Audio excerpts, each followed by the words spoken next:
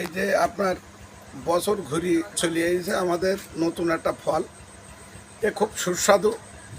আমাদের বাংলাদেশের প্রধানমন্ত্রী বলছিল যে আপনার আলুর বদলে তোমরা কাঁঠালের খোয়া, তোমরা ভাজি ভাজি ইফতারি করো।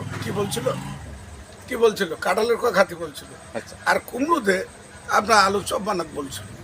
এই কুমড়োটা এটা এই যে কুমড়ো আমরা 30 টাকা কেজি বেচছি। আর এই কাঁঠাল এমন একটা সুস্বাদু ফল, আল্লাহ তালার নিয়ামত জিনিস। আল্লাহর জমিন, আল্লাহর গাছ, আল্লাহ তালাই ফল দেয়। আর এই কাঁঠাল এত সুন্দর, এই কাঁঠাল আপনি একটা খাবেন আপনার আত্মা ঠান্ডাই যাবে। কেজিতে বিক্রি করতেছেন? কেজিতে কত টাকা কেজি? 50 টাকা কেজি বেচছি, কিনা হলো 45, 50 টাকা কেজি বেচছি। কেজি বিক্রি করতেছেন তাই তো? হ্যাঁ, ইনশাআল্লাহ। এই যে কাটি বেচছি, আপনারা আসবেন, মা বোনেরা যেখানে থাকেন না কেন আপনারা চলে আসবেন বাজারে। 5টা দোকান দেখি একটা দোকান থেকে মাল কিনবেন, ভালো মাল নিয়ে যাবেন ইনশাআল্লাহ।